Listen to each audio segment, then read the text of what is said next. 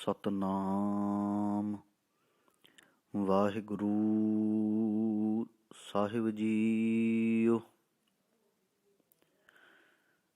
ਜੈਸੇ ਜਲ ਮਹਿ ਕਮਲ ਨਿਰਾਲਮ, ਮੁਰਗਾਈ ਨੈ ਸਾਣੇ। ਸੁਰਤ ਸ਼ਬਦ ਭਵ ਸਾਗਰ ਤਰੀਐ, ਨਾਨਕ ਨਾਮ ਵਖਾਣੇ।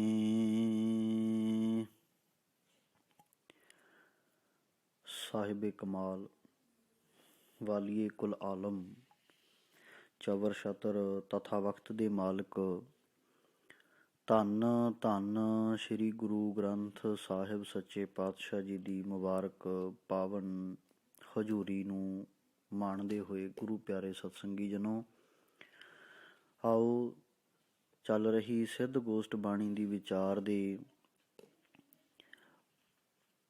ਭਾਗ ਤੀਜੇ ਦੇ ਵਿੱਚ ਅੱਜ ਆਪਾਂ ਗੁਰਮਤਿ ਵਿਚਾਰਾਂ ਨਾਲ ਸਾਂਝ ਪਾ ਰਹੇ ਹਾਂ। ਬਾਣੀ ਦੀ ਵਿਚਾਰ ਕਰਨ ਤੋਂ ਪਹਿਲਾਂ ਪਿਆਰ ਸਤਿਕਾਰ ਦੇ ਨਾਲ ਮਨੋਂ ਤਨੋਂ ਫਤਿਹ ਪ੍ਰਵਾਨ ਕਰੋ ਜੀ। ਵਾਹਿਗੁਰੂ ਜੀ ਕਾ ਖਾਲਸਾ, ਵਾਹਿਗੁਰੂ ਜੀ ਕੀ ਫਤਿਹ। ਅੱਜ ਦਾ ਵਿਸ਼ਾ ਹੈ ਗ੍ਰਸਤ। ਯੋਗ ਮਤ ਦੇ ਵਿੱਚ ਗ੍ਰਸਤ ਨੂੰ ਕੀ ਪ੍ਰਵਾਨਗੀ ਹੈ ਤੇ ਗੁਰਮਤ ਦੇ ਵਿੱਚ ਕੀ ਪ੍ਰਵਾਨਗੀ ਹੈ, ਇਹਦੇ ਬਾਰੇ ਸੰਖੇਪ ਦੇ ਵਿੱਚ ਵਿਚਾਰਾਂ ਕਰਾਂਗੇ। ਜੇਕਰ ਇਸ ਸੰਸਾਰ ਦੇ ਅੰਦਰ ਦੇਖਣ ਦਾ ਯਤਨ ਕਰੀਏ, ਜਿੰਨੇ ਵੀ ਵੱਡੇ ਵੱਡੇ ਪੀਰ ਪੈਗੰਬਰ ਔਲੀਏ ਅਵਤਾਰ ਹੋਏ, ਕਿਤੇ ਨਾ ਕਿਤੇ ਜਾ ਕੇ ਉਹ ਰੱਬ ਦੇ ਮਾਰਗ ਦੇ ਉੱਤੇ ਤੁਰੇ ਤਾਂ ਉਹਨਾਂ ਨੇ ਘਰ-ਬਾਰ ਤਿਆਗ ਦਿੱਤੇ, ਛੱਡ ਦਿੱਤੇ। ਜੋਗੀਆਂ, ਸੰਨਿਆਸੀਆਂ, ਸਿੱਧਾਂ ਦੇ ਬਾਰੇ ਤਾਂ ਲਿਖਿਆ ਹੀ ਇਹ ਗਿਆ ਕਿ ਉਹ ਘਰ-ਬਾਰ ਛੱਡ ਕੇ ਜੰਗਲਾਂ, ਬੇਲਿਆਂ, ਪਹਾੜਾਂ ਦੀਆਂ ਕੰਦਰਾਂ ਦੇ ਵਿੱਚ ਬੈਠ ਕੇ ਭਗਤੀ ਕਰਨ, ਰੱਬ ਨੂੰ ਪਾਉਣ। ਉਹਨਾਂ ਦਾ ਮੰਨਣਾ ਇਹ ਸੀ ਵੀ ਘਰ ਪਰਿਵਾਰ, ਧੀਆਂ ਪੁੱਤਰਾਂ ਦੇ ਵਿੱਚ ਰਹਿ ਕੇ ਪਰਮਾਰਥ ਨੂੰ ਨਹੀਂ ਪਾਇਆ ਜਾ ਸਕਦਾ, ਅਕਾਲ ਪੁਰਖ ਦੇ ਨਾਲ ਨਹੀਂ ਜੁੜਿਆ ਜਾ ਸਕਦਾ। ਤੇ ਉਸ ਤੋਂ ਪਹਿਲਾਂ ਵੀ ਦੇਖਣ ਦਾ ਯਤਨ ਕਰੀਏ ਤਾਂ ਜਿਵੇਂ ਮਹਾਤਮਾ ਬੁੱਧ ਹੈ, ਉਹ ਵੀ ਘਰ ਪਰਿਵਾਰ ਨੂੰ ਛੱਡ ਕੇ ਤੁਰਿਆ। ਤੇ ਜੇਕਰ ਰਾਮਚੰਦਰ ਦੀ ਗੱਲ ਕਰੀਏ ਤਾਂ ਉਹਨੂੰ ਵੀ ਬਨਵਾਸ ਜਾਣਾ ਪਿਆ। ਬੇਸ਼ੱਕ ਪਰਿਵਾਰ ਤੋਂ ਦੂਰ ਸੀ, ਪਰ ਉਹਦੀ ਘਰਵਾਲੀ ਤੇ ਭਰਾ ਜ਼ਰੂਰ ਨਾਲ ਸੀ, ਮਾਂ ਬਾਪ ਨਹੀਂ ਨਾਲ ਸਨ। ਜ਼ਿੰਦਗੀ ਦਾ ਵੱਡਾ ਹਿੱਸਾ ਉਸ ਨੇ ਜੰਗਲਾਂ ਦੇ ਵਿੱਚ ਦਰ ਦਰ ਦੀਆਂ ਠੋਕਰਾਂ ਖਾ ਕੇ ਹੀ ਜਿਹੜਾ ਸਮਾਂ ਬਤੀਤ ਕੀਤਾ। ਤੇ ਜਿਹੜੀ ਅੱਜ ਆਪਾਂ ਗੱਲ ਕਰ ਰਹੇ ਹਾਂ, ਇਹ ਕਰ ਰਹੇ ਹਾਂ ਆਪਾਂ ਯੋਗ ਮਤ ਦੇ ਨਾਲ। ਜਿਹੜੀ ਭਾਰਤ ਦੀ ਵਿਚਾਰਧਾਰਾ ਹੈ, ਪ੍ਰਾਚੀਨ ਚੱਲੀ ਆ ਰਹੀ, ਉਹਦੇ ਵਿੱਚ ਜਦੋਂ ਤੋਂ ਸ੍ਰਿਸ਼ਟੀ ਬਣੀ ਹੈ ਤੇ ਮਾਇਆ ਵੀ ਨਾਲ ਨਾਲ ਚੱਲ ਰਹੀ ਹੈ। ਮਾਇਆ ਕੀ ਹੈ? ਉਹ ਹਰ ਚੀਜ਼ ਮਾਇਆ ਹੈ ਜਿਹੜੀ ਸਾਨੂੰ ਪਰਮਾਰਥ ਦੇ ਰਸਤੇ ਤੋਂ ਭੁਲਾ ਦਿੰਦੀ ਹੈ। ਅਕਾਲ ਪੁਰਖ ਪਰਮਾਤਮਾ ਦੇ ਵਿੱਚ ਸੁਰਤ ਜੁੜਨ ਨਹੀਂ ਦਿੰਦੀ। ਉਹ ਹਰ ਇੱਕ ਚੀਜ਼ ਮਾਇਆ ਹੈ। ਘਰ-ਬਾਰ, ਧਨ ਸੰਪਤੀ, ਦੌਲਤ, ਜ਼ਮੀਨ ਦਾ ਟੁਕੜਾ, ਪਤਨੀ, ਪੁੱਤਰ ਧੀਆਂ, ਮਾਂ ਬਾਪ, ਜਾਂ ਹੋਰ ਕੋਈ ਵੀ ਐਸੀ ਵਸਤੂ ਸ਼ੈ ਜਿਸ ਦੇ ਨਾਲ ਮਨੁੱਖ ਦਾ ਮੋਹ ਪੈ ਗਿਆ, ਉਹ ਉਸ ਲਈ ਮਾਇਆ ਬਣ ਗਈ। ਤੇ ਪਾਵਨ ਬਾਣੀ ਤਾਂ ਵਿਚਾਰ ਵੀ ਇਹ ਦਿੰਦੀ ਹੈ ਕਿ ਮਨੁੱਖ ਪਰਮਾਰਥ ਦੇ ਰਸਤੇ ਤੋਂ ਟੁੱਟ ਕੇ ਆਪਣੇ ਇਸ ਧੀਆਂ ਪੁੱਤਰਾਂ ਘਰਵਾਲੀ ਨੂੰ ਖੁਸ਼ ਕਰਨ ਦੇ ਲਈ ਬਹੁਤ ਤਰ੍ਹਾਂ ਦੇ ਅਡੰਬਰ ਕਰਦਾ ਹੈ, ਠੱਗੀਆਂ ਕਰਦਾ ਹੈ, ਚੋਰੀਆਂ ਕਰਦਾ ਹੈ, ਲੋਕਾਂ ਦੀ ਹੱਕ ਸੱਚ ਦੀ ਕਮਾਈ ਧੋਖਿਆਂ ਦੇ ਨਾਲ ਲੁੱਟ ਕੇ ਲੈ ਕੇ ਆਉਂਦਾ ਹੈ। ਬਾਬਾ ਕਬੀਰ ਸਾਹਿਬ ਦਾ ਬਹੁਤ ਪਿਆਰਾ ਬਚਨ ਹੈ। ਕਹਿੰਦੇ ਬਹੁ ਪਰ ਪੰਚ ਕਰ ਪਰ ਤਨ ਲਿਆਵੈ, ਸੁੱਤ ਦਾਰਾ ਪੈ ਆਣ ਲੁਟਾਵੈ। ਬਹੁਤ ਤਰੀਕਿਆਂ ਦੇ ਨਾਲ ਧਨ ਇਕੱਠਾ ਕਰ ਕਰਕੇ ਲੈ ਕੇ ਆਉਂਦਾ ਹੈ, ਧੀਆਂ ਪੁੱਤਰਾਂ ਦੇ ਉੱਤੋਂ ਲੁਟਾ ਦਿੰਦਾ ਹੈ। ਅੱਗੇ ਕਹਿੰਦੇ ਨੇ, ਕਹਿੰਦੇ ਮਨ ਮੇਰੇ ਭੁੱਲੇ ਕਪਟ ਨਾ ਕੀਜੈ। ਕਹਿੰਦੇ ਹੇ ਮੇਰੇ ਭੁੱਲਿਆ ਮਨਾ, ਕਪਟ ਨਾ ਕਰ। ਅੰਤ ਨਵੇਰਾ ਤੇਰੇ ਜੀ ਪੈ ਲੀਜੇ। ਧੋਖਾ ਧੜੀ ਨਾ ਕਰ ਕਿਸੇ ਨਾਲ, ਕਿਸੇ ਦਾ ਹੱਕ ਨਾ ਖੋ ਕੇ ਖਾ। ਤੂੰ ਜਿੰਨੇ ਵਿੱਚ ਹੈ ਓਨੇ ਵਿੱਚ ਸਬਰ ਕਰ। ਪਰ ਮਨੁੱਖ ਦੇ ਅੰਦਰ ਸਬਰ ਕਿੱਥੇ ਹੈ? ਸਬਰ ਤਾਂ ਉਹਨਾਂ ਦੇ ਅੰਦਰ ਪੈਦਾ ਹੁੰਦਾ ਹੈ ਜਿਹੜੇ ਥੋੜ੍ਹੇ ਵਿੱਚ ਰੱਜੇ ਹੋਏ ਹੁੰਦੇ ਨੇ। ਪਾਵਨ ਬਚਨ ਹੈ ਬਾਣੀ ਦਾ।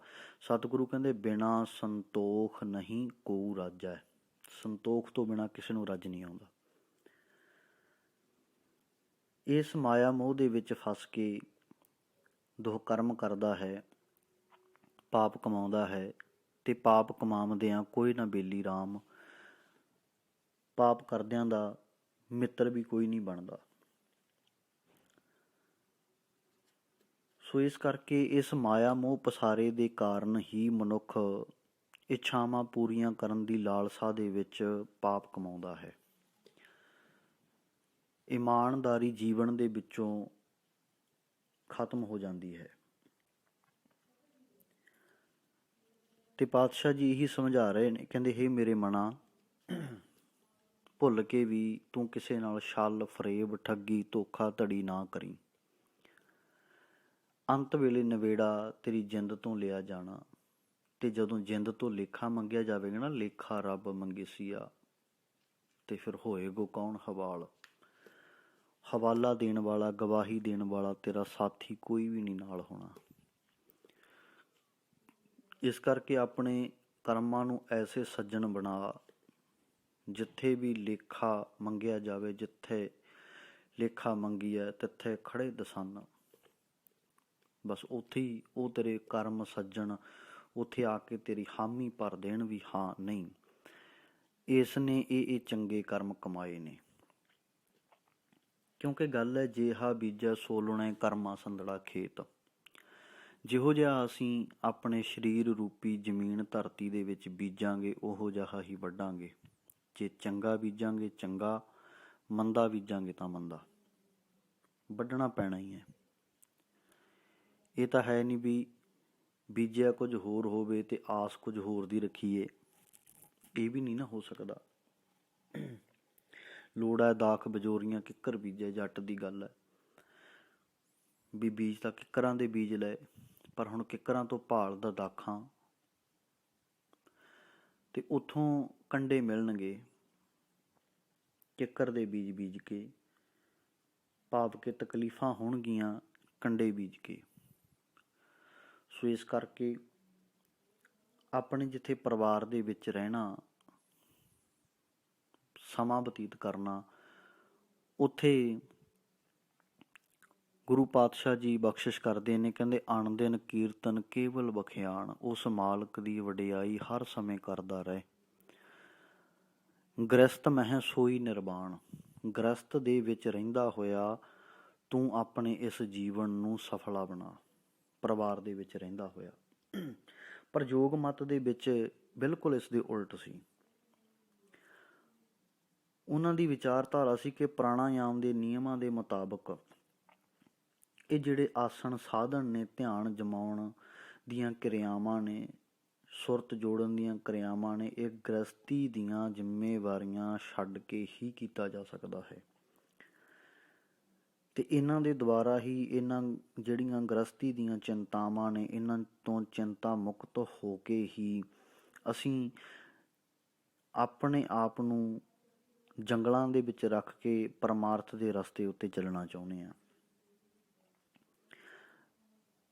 ਪਰ ਦੂਜੇ ਸ਼ਬਦਾਂ ਦੇ ਵਿੱਚ ਜੇਕਰ ਇਹ ਗੱਲ ਕਹੀਏ ਵੀ ਇੱਦਾਂ ਦੇ ਕੰਮ ਕਰਨ ਦੇ ਨਾਲ ਧਰਮੀ ਨਹੀਂ ਖਵਾਇਆ ਜਾ ਸਕਦਾ, ਕਿਉਂਕਿ ਬਾਣੀ ਦਾ ਵੀ ਮੁਬਾਰਕ ਬਚਨ ਹੈ, ਜੋਗ ਨਾ ਬਾਹਰ ਮੜੀ ਮਸਾਣੀ, ਜੋਗ ਨਾ ਤਾੜੀ ਲਾਈਐ, ਜੋਗ ਨਾ ਦੇਸ ਦਸੰਤਰ ਭਵਿਐ, ਜੋਗ ਨਾ ਤੀਰਥ ਨਹਾਈਐ, ਅੰਜਨ ਮਾਹੇ ਨਿਰੰਜਨ ਰਹੀਐ, ਜੋਗ ਜੁਗਤ ਇਵ ਪਾਈਐ।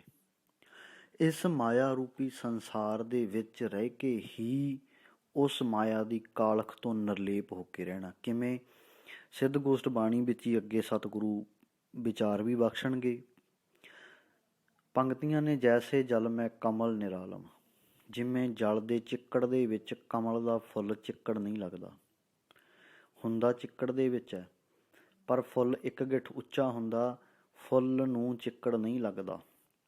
ਇਸ ਤਰ੍ਹਾਂ ਕਹਿੰਦੇ ਨਿਰਲੇਪ ਰਹਿ, ਚਿੱਕੜ ਸੰਸਾਰ ਰੂਪੀ ਚਿੱਕੜ ਦੇ ਵਿੱਚੋਂ ਕਮਲ ਦੇ ਫੁੱਲ ਦੀ ਤਰ੍ਹਾਂ ਤੂੰ ਉੱਚਾ ਉੱਠ ਕੇ ਰਹਿ, ਸੁਰਤ ਉੱਚੀ ਰੱਖ। ਦੂਜੀ ਉਦਾਹਰਨ ਦਿੱਤੀ, ਮੁਰਗਾਈ ਨਹਿ ਸਾਣੇ, ਜਿਵੇਂ ਮੁਰਗਾਬੀ ਇੱਕ ਮੁਗਰਾਈ ਹੈ ਜਿਹੜੀ ਉਹ ਪਾਣੀ ਦੇ ਵਿੱਚ ਤੈਰਦੀ ਹੈ, ਛੱਪੜਾਂ ਨਦੀਆਂ ਨਾਲਿਆਂ ਦੇ ਵਿੱਚ, ਪਰ ਉਹ ਆਪਣੇ ਪੰਖਾਂ ਨੂੰ ਗਿੱਲਾ ਨਹੀਂ ਹੋਣ ਦਿੰਦੀ, ਖੰਭਾਂ ਨੂੰ ਗਿੱਲਾ ਨਹੀਂ ਹੋਣ ਦਿੰਦੀ, ਉਹ ਪਾਣੀ ਦੇ ਵਿੱਚ ਤੈਰਦੀ ਤੈਰਦੀ ਹੀ ਉੱਡ ਜਾਂਦੀ ਹੈ। ਭਾਵ ਕਿ ਰਹਿਣਾ ਇਸ ਸੰਸਾਰ ਸਮੁੰਦਰ ਦੇ ਵਿੱਚ ਹੀ ਹੈ, ਪਰ ਰਹਿਣਾ ਇੱਕ ਮੁਰਗਾਬੀ ਦੀ ਤਰ੍ਹਾਂ ਹੈ ਕਿ ਪੈਰ ਬੇਸ਼ੱਕ ਸੰਸਾਰ ਦੇ ਵਿੱਚ ਨੇ, ਪਰ ਸੁਰਤ ਜਿਹੜੀ ਹੈ ਤੇਰੀ ਉਹ ਸਜਣਾ ਉੱਚੀ ਹੋਣੀ ਚਾਹੀਦੀ ਆ, ਕਿ ਕਦੇ ਵੀ ਜਦੋਂ ਮਨ ਪੰਖੇਰੂ, ਆਤਮਾ ਰੂਪੀ ਪੰਖੇਰੂ ਉੱਡੇ ਤਾਂ ਉਹਦੇ ਖੰਭ ਪਵਿੱਤਰ ਹੋਣ, ਸਾਫ਼ ਹੋਣ। ਸੁਰਤ ਸ਼ਬਦ ਭਵ ਸਾਗਰ ਤਰੀਏ, ਨਾਨਕ ਨਾਮ ਬਖਾਣੇ। ਸੁਰਤ ਦੇ ਵਿੱਚ ਸ਼ਬਦ ਦੇ ਦੁਆਰਾ ਇਸ ਸੰਸਾਰ ਸਾਗਰ ਨੂੰ ਤਰਿਆ ਜਾ ਸਕਦਾ ਹੈ। ਪਰ ਜੋਗ ਮੱਤ ਵਾਲੇ ਤਾਂ ਇਹੀ ਗੱਲ ਕਹਿੰਦੇ ਸੀ ਕਿ ਜੰਗਲਾਂ ਬੇਲਿਆਂ ਦੇ ਵਿੱਚ ਰਹਿ ਕੇ ਹੀ ਅਸੀਂ ਕੁਝ ਪਾ ਸਕਦੇ ਹਾਂ। ਸਿਰਫ ਉਹਨਾਂ ਨੂੰ ਆਪਣੀ ਫਿਕਰ ਸੀ, ਉਹ ਸਵਾਰਥੀ ਸੀ, ਆਪਣੀ ਸ਼ਾਂਤੀ ਸੁੱਖ ਦੇ ਕਰਕੇ ਹੀ ਉਹ ਜੰਗਲਾਂ ਦੇ ਵਿੱਚ ਚਲੇ ਗਏ ਵੀ ਸਾਨੂੰ ਦੂਜਿਆਂ ਦੇ ਨਾਲ ਰਹਿ ਕੇ ਸ਼ਾਂਤੀ ਨਹੀਂ ਮਿਲਣੀ। ਤੇ ਦੂਜੇ ਪਾਸੇ ਆਮ ਲੋਕਾਂ ਦੇ ਉੱਤੇ, ਉਹਨਾਂ ਦੇ ਘਰ ਪਰਿਵਾਰ, ਬੱਚਿਆਂ ਦੇ ਉੱਤੇ ਕਿੱਡਾ ਮਰਜ਼ੀ ਵਿਪਤਾ ਦਾ ਪਹਾੜ ਟੁੱਟ ਜਾਵੇ, ਜ਼ੁਲਮ ਹੋਣ, ਉਹਨਾਂ ਨੂੰ ਭੁੱਖੇ ਮਰਨਾ ਪਵੇ, ਦੁਸ਼ਮਣ ਚੜ੍ਹ ਆਵੇ, ਜ਼ਾਲਮ ਆ ਕੇ ਉਜਾੜ ਕੇ ਚਲਿਆ ਜਾਵੇ, ਪਰ ਉਹਨਾਂ ਨੂੰ ਬਿਲਕੁਲ ਵੀ ਲੋਕਾਂ ਦੀ ਕੋਈ ਪਰਵਾਹ ਨਹੀਂ ਸੀ। ਤੇ ਫਿਰ ਦੂਜੇ ਪਾਸੇ ਜਿਹੜਾ ਗੁਰੂ ਨਾਨਕ ਪਾਤਸ਼ਾਹ ਜੀ ਦਾ ਰਾਹ ਉਹ ਇਹ ਹੈ ਵੀ ਤੂੰ ਪਰਮਾਤਮਾ ਦੇ ਨਾਲ ਜੁੜ, ਨਾਮ ਜਪ। ਮਨਾ ਨਹੀਂ ਕੀਤਾ ਨਾਮ ਜਪਣ ਤੋਂ। ਸਤਿਗੁਰੂ ਤਾਂ ਕਹਿੰਦੇ ਨੇ, ਕਹਿੰਦੇ ਤੂੰ ਨਾਮ ਜਪਣਾ ਹੈ ਤਾਂ ਤੂੰ ਇੱਕ ਸਮੇਂ ਵਿੱਚ ਕਿਉਂ, ਖਾਸ ਸਮਾਂ ਨਿਸ਼ਚਿਤ ਕਰਕੇ ਕਿਉਂ ਨਾਮ ਜਪਣਾ ਹੈ। ਬਾਣੀ ਦੇ ਬੋਲ ਤਾਂ ਇੱਥੋਂ ਤੱਕ ਬਖਸ਼ਿਸ਼ ਕਰਦੇ ਨਾ, ਕਹਿੰਦੇ ਹਾਥ ਪਾਉ ਕਰ ਕਾਮ ਸਭ ਚੀਤ ਨਿਰੰਜਨ ਨਾਲ, ਹੱਥਾਂ ਪੈਰਾਂ ਨਾਲ ਕੰਮ ਕਰ, ਚਿੱਤ ਨੂੰ ਨਿਰੰਜਨ ਨਾਲ ਜੋੜ ਕੇ ਰੱਖ, ਮਾਲਕ ਨਾਲ। ਇਹੀ ਗੱਲ ਬਾਣੀ ਨੇ ਸਿਖਾਈ ਆ, ਇਹੀ ਗੱਲ ਬਾਣੀ ਨੇ ਸਿਖਾਈ ਆ ਸਾਨੂੰ ਕਿ ਸਤਿਗੁਰੂ ਕਹਿੰਦੇ ਘਾਲ ਖਾਏ ਕਿਛ ਹੱਥੋਂ ਦੇ, ਨਾਨਕ ਰਾਹ ਪਛਾਣਿਆ ਸੇ। ਨਾਮ ਜਪ ਕੇ ਉਦਮ ਕਰਿੰਦਿਆਂ ਜੀਓ ਤੂੰ, ਕਮਾਮਦਿਆਂ ਸੁਖ ਪੁੰਚ, ਕਮਾਮਦਿਆਂ ਸੁਖ ਪੁੰਚ ਕਿਰਤ ਕਰ, ਤੇ ਧਿਆਏਂਦਿਆਂ ਤੂੰ ਪ੍ਰਭੂ ਮਿਲ। ਨਾਨਕ ਉਤਰੀ ਚਿੰਤ, ਨਾਮ ਜਪ ਧਿਆ ਤੇ ਵੰਡ ਕੇ ਛਕ। ਘਾਲ ਖਾਏ ਕਿਛ ਹੱਥੋਂ ਦੇ, ਵੰਡ ਕੇ ਛਕਣਾ ਹੀ ਆ ਨਾ। ਤੇ ਇਹਦੇ ਵਿੱਚ ਕੀ ਹੈ, ਨਾਨਕ ਰਾਹ ਪਛਾਣੇ ਸੇ। ਵਿੱਚ ਦੁਨੀਆ ਸੇਬ ਕਮਾਈਏ ਤਾਂ ਦਰਗਾਹ ਬੈਸਣ ਪਾਈਏ, ਤਾਂ ਹੀ ਸੱਚੀ ਦਰਗਾਹ ਦੇ ਵਿੱਚ ਸਾਡਾ ਬੈਠਣਾ ਹੋਵੇਗਾ।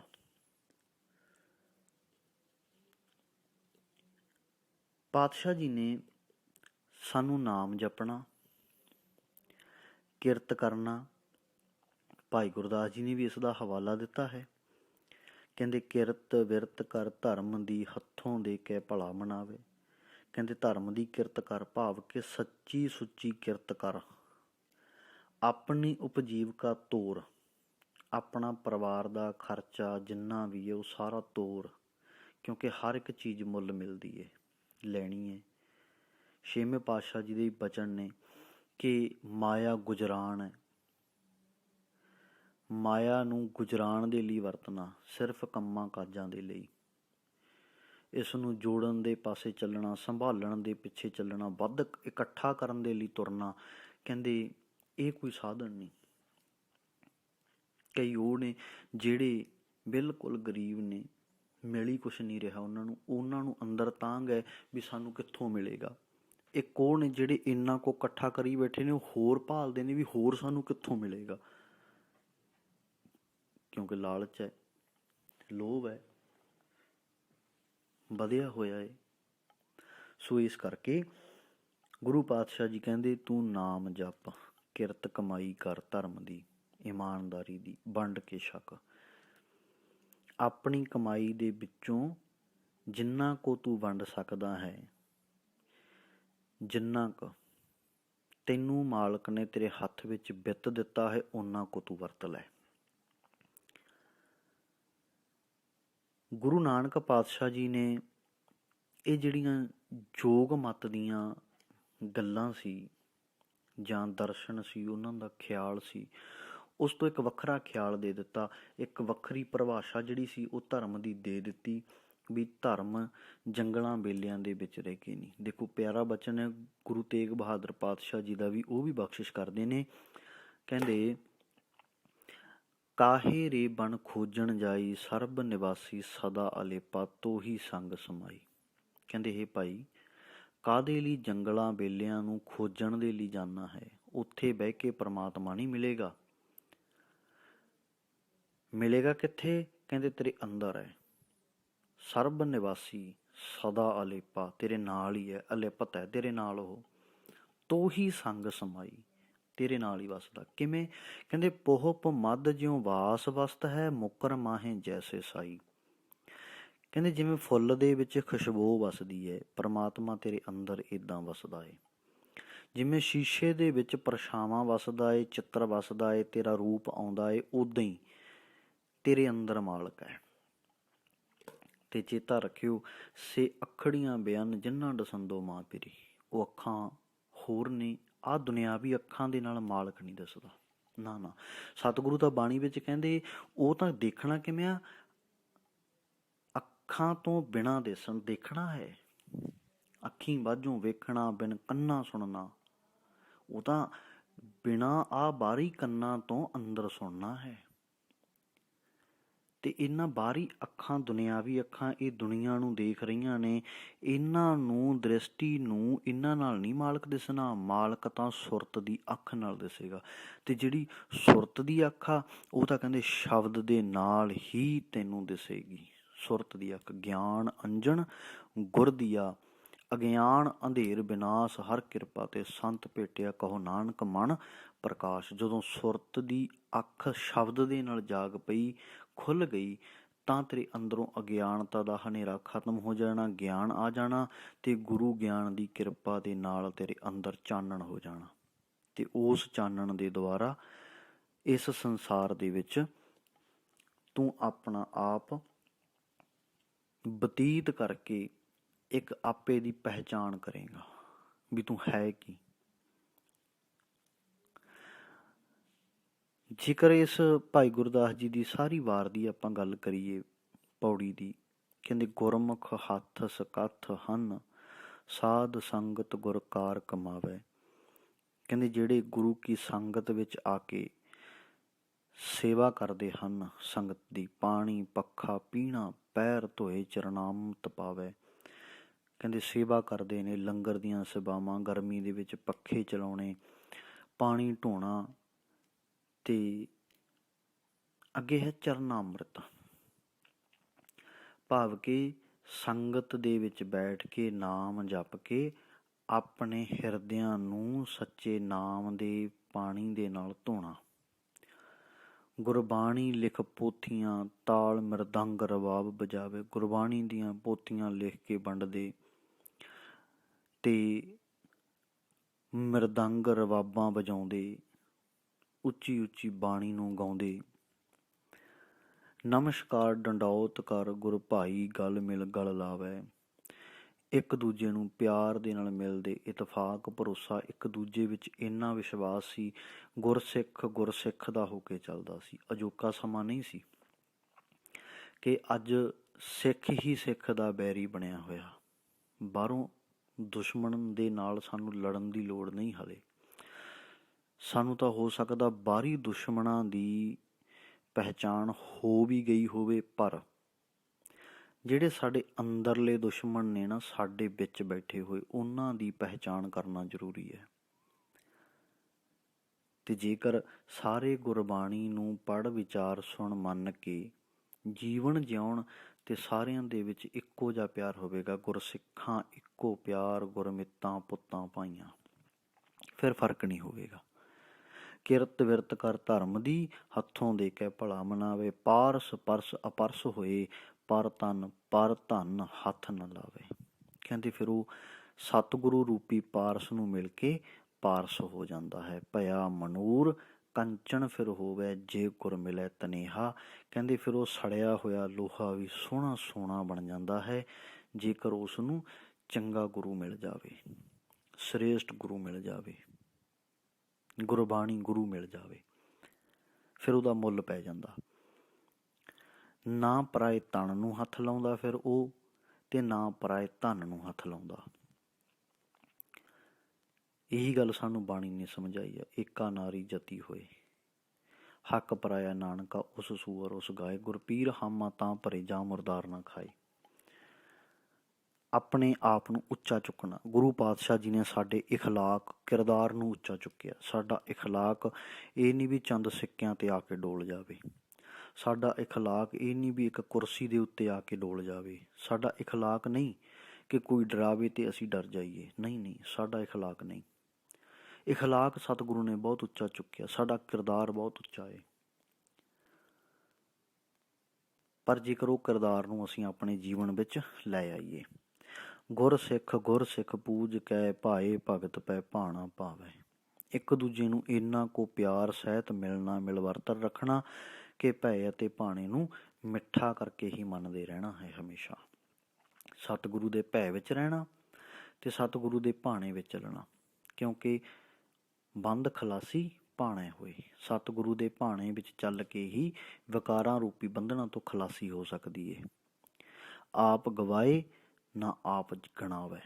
ਆਪਣਾ ਆਪ ਗਵਾਉਣਾ ਹੈ, ਮੈਂ ਮੇਰੀ ਖਤਮ ਕਰਨੀ ਹੈ, ਤੇ ਆਪਣੇ ਆਪ ਨੂੰ ਜਣਾਉਣਾ ਨਹੀਂ ਵੀ ਮੈਂ ਕੁਛ ਹਾਂ। ਸਤਿਗੁਰੂ ਕਹਿੰਦੇ ਜਦੋਂ ਕਹਿੰਦੇ ਇਹ ਮੰਨਦਾ ਹੈ ਵੀ ਮੈਂ ਕੁਛ ਕਰਤਾ, ਤਬ ਗਰਭ ਜੂਨ ਮਹਿ ਫਿਰਤਾ ਦੀ ਗੱਲ ਹੈ।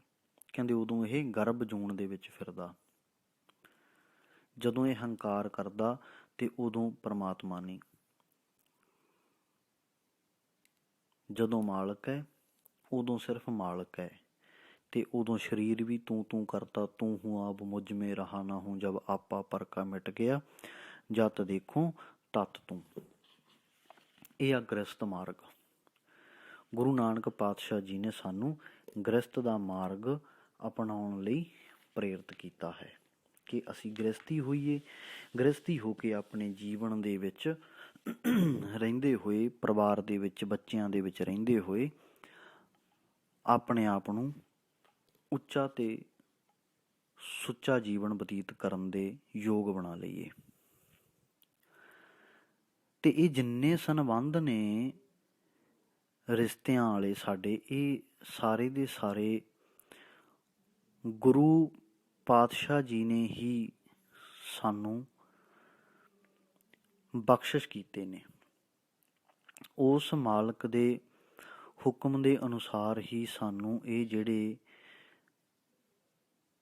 ਜੀਵਨ ਦਾਨ ਦੇ ਵਿੱਚ ਮਿਲੇ ਹੋਏ, ਇਹ ਕਹਿ ਲਈਏ ਵੀ ਇੱਕ ਅਨਮੋਲ ਦਾਤਾਂ ਨੇ, ਜਿਨ੍ਹਾਂ ਦੇ ਵਿੱਚ ਅਸੀਂ ਰਹਿ ਕੇ ਉਸ ਮਾਲਕ ਨੂੰ ਪਾ ਸਕਦੇ ਹਾਂ।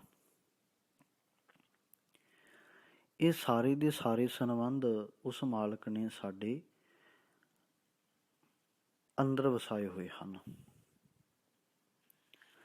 ਇਹਨਾਂ ਦੇ ਨਾਲ ਚੱਲ ਕੇ ਹੀ ਸਾਡਾ ਜੀਵਨ ਉੱਚਾ ਤੇ ਸੁੱਚਾ ਹੋ ਸਕਦਾ ਹੈ। ਤੇ ਇਹਦੇ ਵਿੱਚ ਹੀ ਰਹਿ ਕੇ ਆਪਣੇ ਜੀਵਨ ਨੂੰ ਅਸੀਂ ਬਤੀਤ ਕਰਨਾ ਹੈ। ਜੇਕਰ ਸਾਡੇ ਜੀਵਨ ਦੇ ਵਿੱਚੋਂ ਇਹ ਗੱਲਾਂ ਵਿਸਰ ਗਈਆਂ ਤਾਂ ਜਿਹੜਾ ਸਾਡਾ ਜੀਵਨ ਹੈ ਉਹ ਇਸ ਸੰਸਾਰ ਦੇ ਉੱਤੇ ਆਇਆ ਹੋਇਆ ਮਨਮੁਖ ਚੱਲੇ ਮੂਲ ਗਵਾਏ ਜੀਓ, ਤਾਂ ਅਸੀਂ ਜਿਹੜਾ ਮਾਲਕ ਵੱਲੋਂ ਬਖਸ਼ਿਆ ਗਿਆ ਮੂਲ ਹੈ ਅਸੀਂ ਉਸ ਨੂੰ ਵੀ ਗਵਾ ਲਵਾਂਗੇ। ਫਿਰ ਸਾਡੇ ਕੋਲ ਕੁਝ ਵੀ ਨਹੀਂ ਰਹਿਣਾ। ਸਾਰਾ ਕੁਝ ਸਾਡੇ ਜੀਵਨ ਦੇ ਵਿੱਚੋਂ ਦੂਰ ਹੋ ਜਾਣਾ ਹੈ, ਕਿਉਂਕਿ ਜਿੰਨਾ ਵੀ ਇਹ ਜੀਵਨ ਹੈ ਸਾਰੇ ਦਾ ਸਾਰਾ ਉਸ ਮਾਲਕ ਨੇ ਸਾਨੂੰ ਬਖਸ਼ਿਸ਼ ਕੀਤਾ ਹੈ। ਪਾਵਨ ਬਾਣੀ ਦਾ ਬਚਨ ਹੈ, ਚੌਥੇ ਪਾਤਸ਼ਾਹ ਜੀ ਬਖਸ਼ਿਸ਼ ਕਰਦੇ ਨੇ, ਕਹਿੰਦੇ ਮਾਈ ਬਾਪ ਪੁੱਤਰ ਸਭ ਹਰ ਕੇ ਕੀਏ, ਸਭਨਾ ਕੋ ਸੰਬੰਧ ਹਰ ਕਰ ਦੀਏ। ਉਸ ਮਾਲਕ ਨੇ ਸਾਨੂੰ ਸੰਬੰਧ ਬਣਾ ਕੇ ਦਿੱਤਾ ਹੈ। ਹਮਰਾ ਜੋਰ ਸਭ ਰਹਿਓ ਮੇਰੇ ਵੀਰ, ਕਹਿੰਦੇ ਹੇ ਮੇਰੇ ਭਾਈ, ਹੇ ਮੇਰੇ ਵੀਰ, ਸਾਡਾ ਜਿਹੜਾ ਕੋਈ ਜ਼ੋਰ ਚੱਲ ਨਹੀਂ ਸਕਦਾ ਉਸ ਮਾਲਕ ਪਰਮਾਤਮਾ ਦੇ ਸਾਹਮਣੇ। ਹਰ ਕਾ ਤਨ ਮਨ ਸਭ ਹਰ ਕੈ ਵਸ ਹੈ ਸਰੀਰ, ਹਰੀ ਮਾਲਕ ਦੇ ਵਸ ਵਿੱਚ ਹੀ ਤਨ ਮਨ ਨੂੰ ਰੱਖਣਾ ਹੈ, ਸਾਰਾ ਸਰੀਰ ਉਸ ਦੇ ਵਸ ਵਿੱਚ ਹੈ। ਭਗਤ ਜਨਾਂ ਕੋ ਸ਼ਰਧਾ ਆਪ ਹਰ ਲਾਈ, ਉਸ ਮਾਲਕ ਪਰਮਾਤਮਾ ਦੀ ਯਾਦ ਵਿੱਚ ਜੁੜ ਕੇ ਹੀ ਸਾਡੇ ਅੰਦਰ ਭਗਤੀ ਜਾਗ ਪਵੇਗੀ। ਵਿੱਚੇ ਗ੍ਰਸਤ ਉਦਾਸ ਰਹਾਈ, ਪਰਿਵਾਰ ਦੇ ਵਿੱਚ ਰਹਿੰਦਿਆਂ ਹੀ ਨਿਰਲੇਪ ਹੋ ਕੇ ਰਹਿਣਾ ਹੈ। ਉਦਾਸ ਦਾ ਅਰਥ ਹੈ ਉਦਾਸੀ ਹੋ ਕੇ, ਨਿਰਲੇਪ ਹੋ ਕੇ ਰਹਿਣਾ ਹੈ। ਜਬ ਅੰਤਰ ਪ੍ਰੀਤ ਹਰ ਸਿਉ ਬਣ ਆਈ, ਜਦੋਂ ਮਨੁੱਖ ਦੇ ਅੰਦਰ ਮਾਲਕ ਪਰਮਾਤਮਾ ਦੀ ਪ੍ਰੀਤ ਬਣ ਆਈ ਨਾ, ਪ੍ਰੇਮ ਜਾਗ ਪਿਆ, ਤਬ ਜੋ ਕੁਛ ਕਰੇ ਸੋ ਮੇਰੇ ਹਰ ਪ੍ਰਭ ਭਾਈ, ਫਿਰ ਉਹ ਮਾਲਕ ਦੇ ਭਾਣੇ ਵਿੱਚ ਚੱਲੇਗਾ। ਜੋ ਗੁਰ ਕਹੈ ਸੋ ਕਾਰ ਕਮਾਵੇ ਦਾ ਧਾਰਨੀ ਹੋਵੇਗਾ। ਫਿਰ ਹੀ ਉਹਦੇ ਅੰਦਰ ਇਹ ਪਿਆਰ ਜਾਗੇਗਾ ਵੀ ਜੋ ਤੁਧ ਭਾਵੈ ਸਾਈ ਭਲੀ ਕਾਰ, ਜੋ ਤੈਨੂੰ ਭਾਉਂਦਾ ਹੈ ਹੇ ਮੇਰੇ ਮਾਲਕ ਜੀ, ਮੇਰੇ ਲਈ ਉਹ ਚੰਗੀ ਕਾਰ ਹੈ।